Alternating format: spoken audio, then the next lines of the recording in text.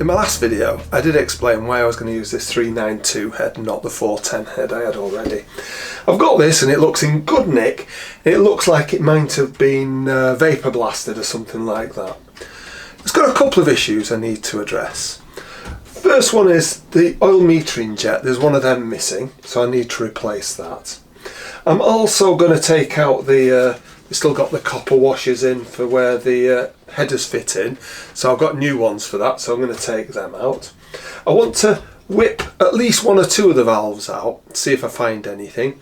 A little bit concerned if it's been vapour blasted, that there may be grit around the stems or anything. If I don't find anything, having looked at 2 or 3 of them, I'll just accept it, put it back together. And then I'm going to paint it the same black as I painted the barrels. And at that point, I should be ready to put it together. That's one of the jets.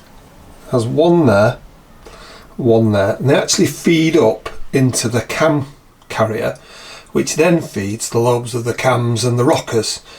It has 2, one on each side, and this one was just missing.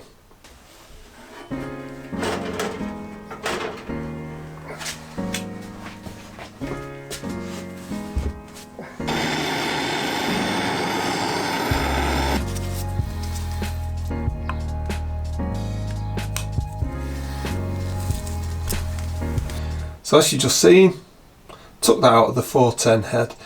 They were all pretty much the same. I think the way that it worked out over the generations is I think the sand cast might have just had a little drilling here and nothing else. And then I think that there were smaller ones. I think there were 5mm, and then I think they changed to these, which are 8mm, and they were the same all the way through.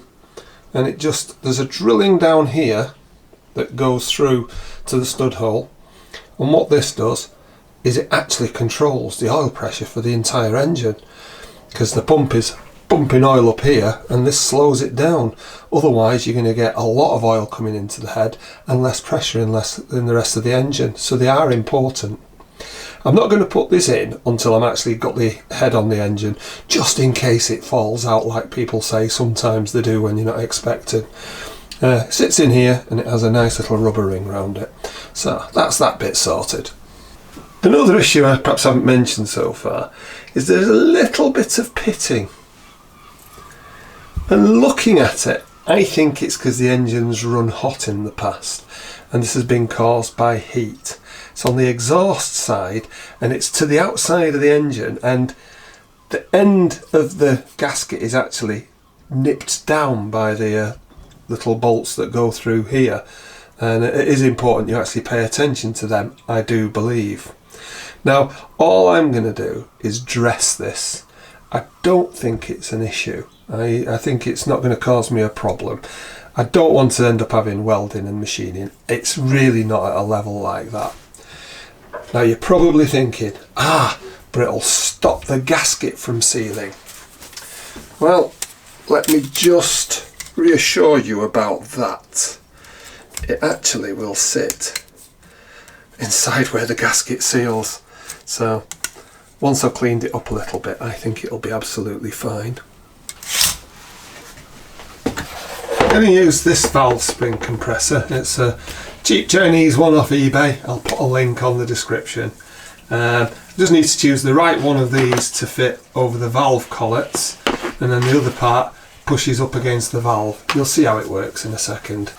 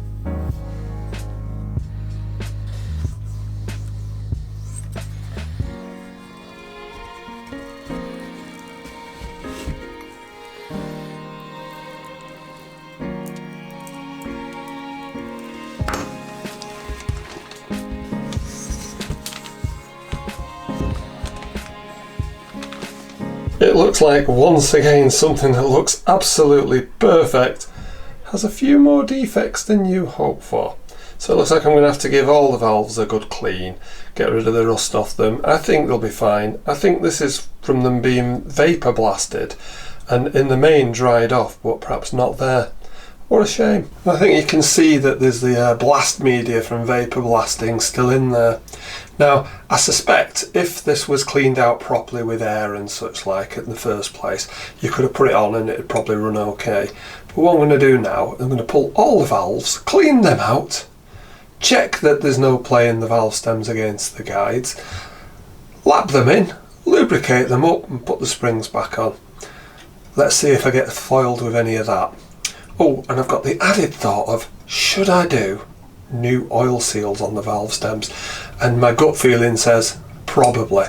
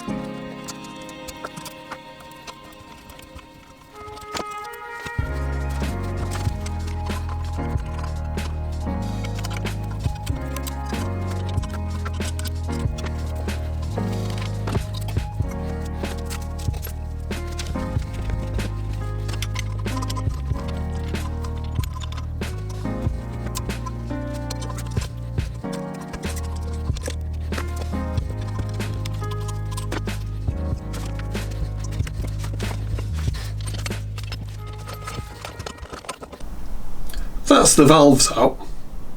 I'm looking at the actual ports themselves. Yes, there's a bit of media in there and there's a bit of rust, but I've seen far worse. I'll clean them up, I'll clean these valves up, then I'll make sure that, see if there's any play in the stems before I make any other decisions.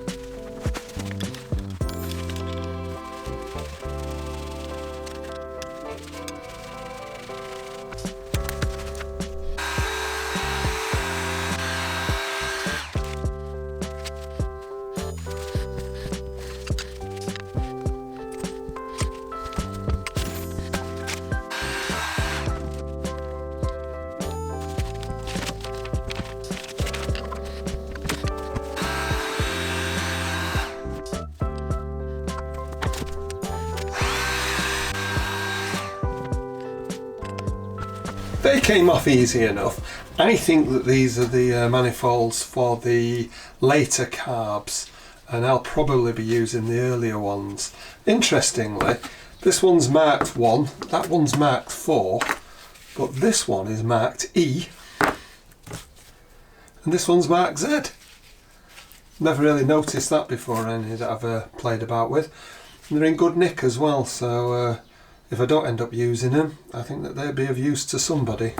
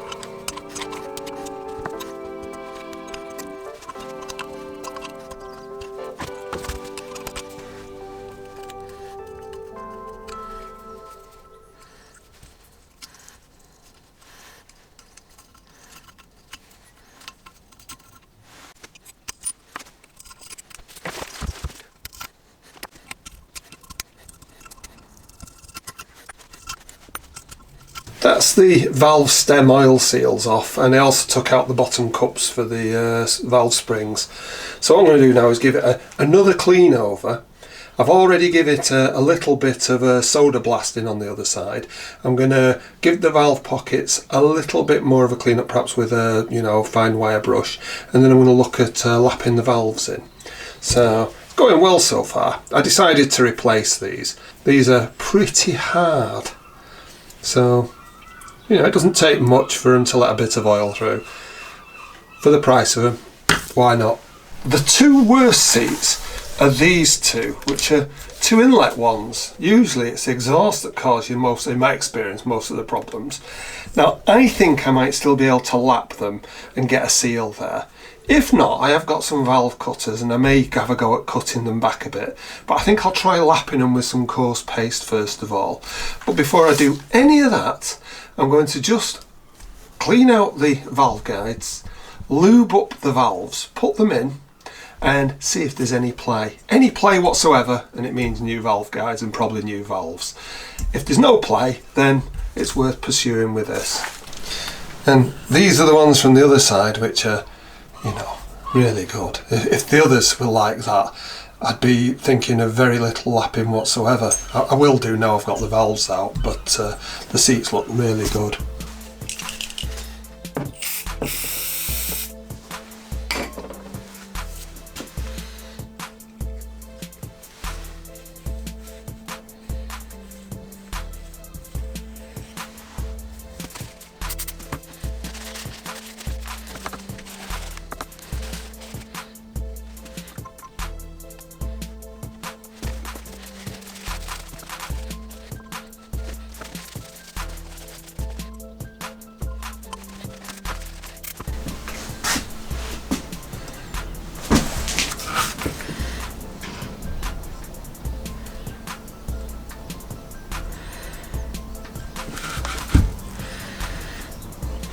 I know there'll be far more scientific ways to check your valve guides than that. However, I cannot feel any play whatsoever on any of the valves, so I think that the guides are going to be okay. Right, let's get on with lapping those valves in. I'm going to start with the really bad one, because if I can't do that one, then I might have to resort to the cutters. To lap in the valves shouldn't be that difficult. I'm going to use the good old rubber suckers on the end of a stick, and I've seen this since I was a little kid, and it's got coarse at one end and fine at the other.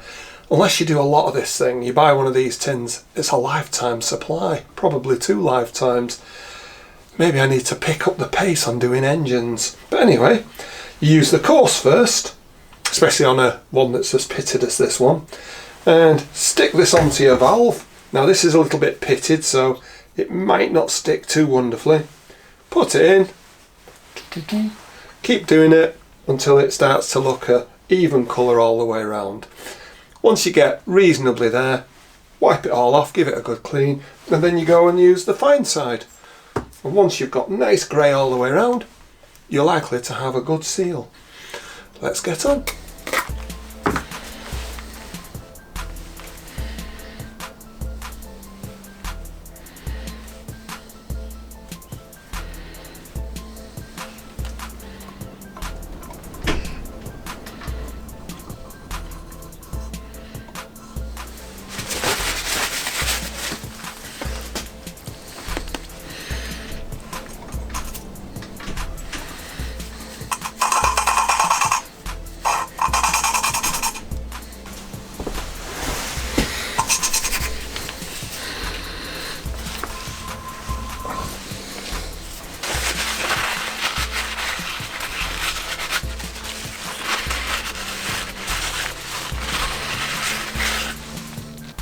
It's been longer than I actually think to get these valves lapped in, mainly because I kept breaking off from this and going doing things on other projects, so it's actually taken me a while to get back to it.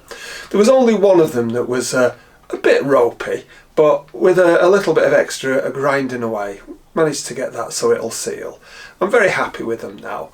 I need to get the valve stem oil seals on all of the stems and get the springs back on.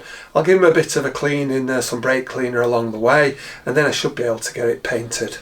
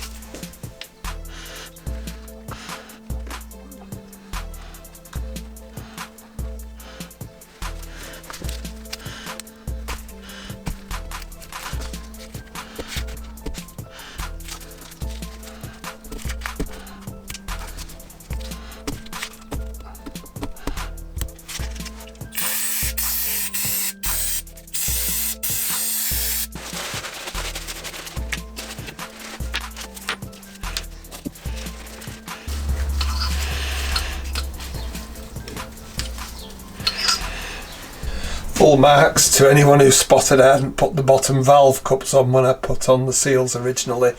Bit of a faff taking them off. You have to take the spring out first and then pull them off. But I've cleaned them all and put all the cups on again, put the valve seals back on.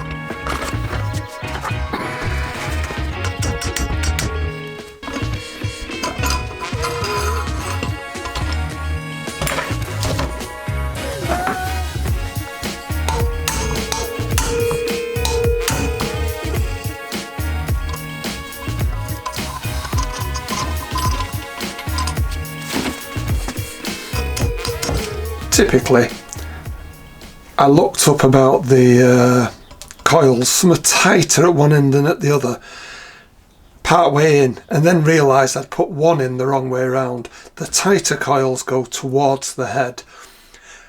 If you look on the internet, you'll find lots of people telling you the opposite way around. I think I trust that because I think that's what the Honda manual says, although I do believe there are Honda manuals that show pictures of them the other way around. Anyway, got to whip this one round, turn the spring round, not to worry.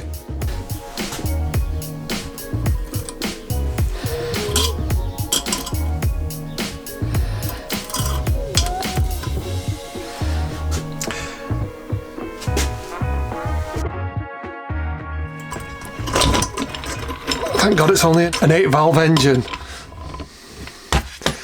The final tap with a hammer is just to make sure that they're seated down. It's possibly not really required, but it was something I was told when I was a young man that I've always done when I've done this type of job. And like anything else, you do a few, you get really good at it, then you don't do one for a few years and you fiddle about again. All I need to do now is give it a good clean, get it painted, it can go on the bike.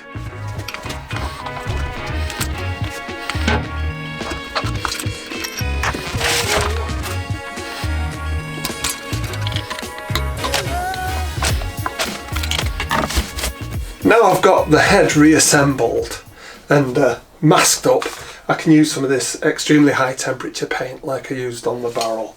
I'm pleased with how it's gone together. It's never perfect, you've got to make judgment calls all the way through. I think that's a head that's going to work for me. I've lapped in the valves, I've had the springs out, given them all a good clean, put them back. New valve stem oil seals, hey, that's a bonus I think. Anyway, if you've enjoyed this, why not subscribe? If you're really kind, give us a thumbs up. But no matter what, I'm really pleased you've watched this, and I would like to think you might have got something interesting out of it.